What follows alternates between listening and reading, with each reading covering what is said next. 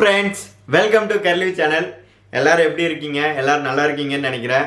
எல்லோரும் ரொம்ப சேஃபாக இருங்க. இன்றைக்கி உங்கள் நாவலில் என்ன சுவையிட்டம் வந்திருக்குன்னா பீர்க்கங்காய் தோல் வச்சு சட்னிங்க. ரொம்பவே யூஸ்ஃபுல்லான இந்த பீர்க்கங்காய் தோல் பார்த்திங்கன்னா எல்லாருமே தூக்கி போட்டுருவாங்க. அதில் நிறைய நார் சத்து இருக்குங்க. அதை வச்சு இன்றைக்கி நம்ம எப்படி சட்னி செய்கிறதுன்னு பார்ப்போம்.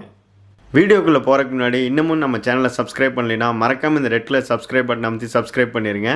அது கூடவே இருக்க பெல் ஐக்கானையும் நீங்கள் ப்ரெஸ் பண்ணிட்டீங்கன்னா நாங்கள் போகிற வீடியோஸ் எல்லாமே உங்களுக்கு நோட்டிஃபிகேஷனாக வந்துடும். வாங்க வீடியோக்குள்ளே போகலாம். பீர்க்கங்காயை நல்லா கழுவிட்டு அது 2 சைடும் கட் பண்ணிடலாங்க. அதுக்கப்புறமா அதில் நரம்பாக இருக்கும் காயில். அந்த நரம்பை நம்ம சுரண்டி எடுத்துடலாம்.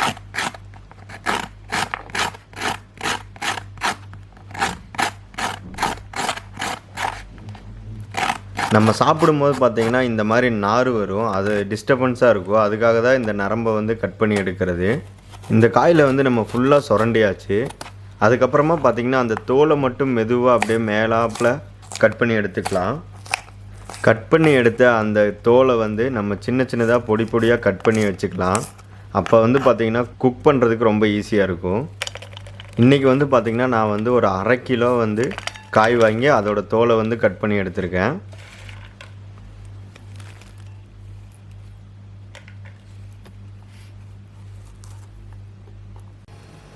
அதுக்கப்புறமா ஒரு கடாயில் 2 டேபிள் ஸ்பூன் எண்ணெய் விட்டு சூடு பண்ணிடலாம். எண்ணெய் சூடாகி வந்ததுக்கப்புறமா அதில் ஒரு 1/4 டேபிள் ஸ்பூன் கடலைப்பருப்பு, 1/4 டேபிள் ஸ்பூன் உளுந்தம்பருப்பு போட்டு நல்லா தாளிச்சிடலாம். அதுக்கப்புறமா பார்த்திங்கன்னா கொஞ்சமாக இஞ்சி, ஒரு 2 பல்லு பூண்டு அதையும் போட்டு நல்லா வணக்கிடலாங்க.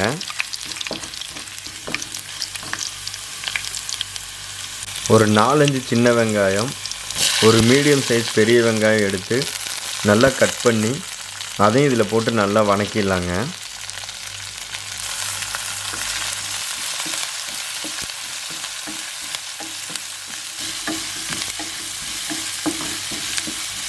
வெங்காயம் நல்லா பொன்னிறமாக வதங்கினதுக்கப்புறம் அதில் ஒரு 4-5 பச்சை மிளகா அதையும் சேர்த்து வணக்கிடலாம்.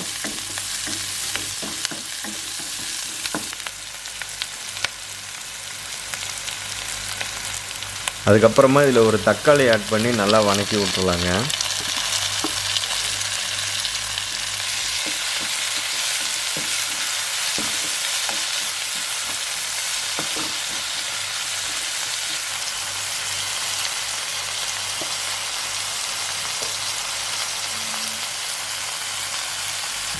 இப்போ பார்த்திங்கன்னா தக்காளி நல்லா வெந்துருச்சு. இதில் ஒரு 1/4 டேபிள் ஸ்பூன் மஞ்சள் தூள், இந்த தேவையான அளவு உப்பு ரெண்டையும் சேர்த்து நல்லா மிக்ஸ் பண்ணிடலாங்க.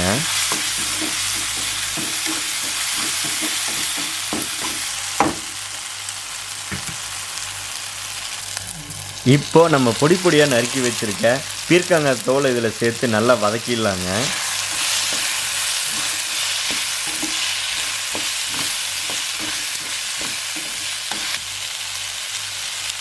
அது கூடவே பார்த்திங்கன்னா ஒரு 1/2 டம்ளர் அளவுக்கு கொஞ்சமாக தண்ணி சேர்த்து நல்லா அதை ஒரு 5 நிமிஷம் வேக வச்சிடலாம்.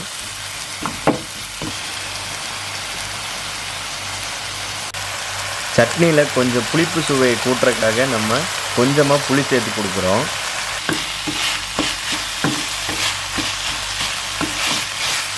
ஒரு 2 டேபிள் ஸ்பூன் அளவுக்கு தேங்காய் போட்டு நல்லா மிக்ஸ் பண்ணி விட்டுருங்க. அவ்வளோதாங்க.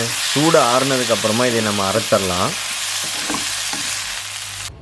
இப்போ நல்லாவே சூடு ஆறிடுச்சுங்க. நம்ம இது ஒரு மிக்ஸி ஜாரில் போட்டு அரைச்சிடலாம். அரைக்கும் போது தண்ணி பார்த்து அளவாக சேர்த்துக்கோங்க. உப்பு வேணால் பார்த்துட்டு போட்டுக்கோங்க உங்கள் அளவுக்கு தகுந்த மாதிரி.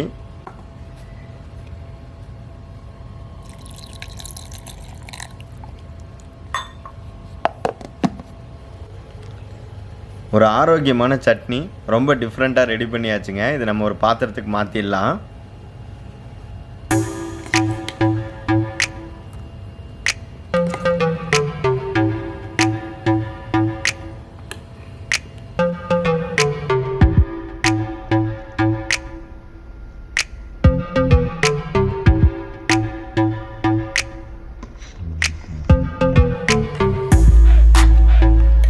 அடுத்தது இந்த சட்னியில் நான் தாளித்து கொட்ட போகிறேன். இது ஆப்ஷனல் தான், நீங்கள் வேணுன்னா பண்ணால் போதும். ஒரு பேனில் எண்ணெய் ஊற்றி சூடாயிருச்சு. கொஞ்சம் கடுகு, வரமிளகா, கருவேப்பிலை, அவ்வளோதாங்க. இது அப்படியே நம்ம சட்னியில் போட்டுடலாம். சூப்பரான சட்னி ரெடிங்க.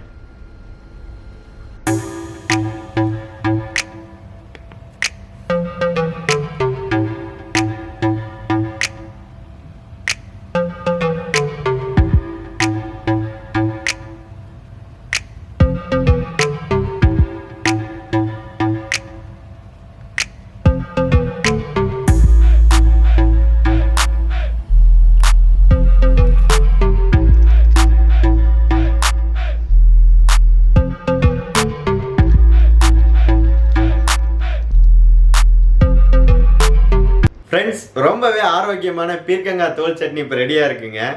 இட்லி, தோசை, ஆப்பம், ஈவன் சாதத்துக்கு கூட ரொம்பவே அருமையாக இருக்குங்க இந்த பீர்க்கங்காய் தோல் சட்னி. நீங்களும் உங்கள் வீட்டில் இந்த சட்னி ட்ரை பண்ணி பாருங்கள். ட்ரை பண்ணி பார்த்துட்டு எப்படி இருந்துச்சுன்னு எனக்கு கீழே கமெண்ட்டில் சொல்லுங்கள். இந்த வீடியோ நிறைய பேர்த்துக்கு ஷேர் பண்ணுங்கள், லைக் பண்ணுங்கள்.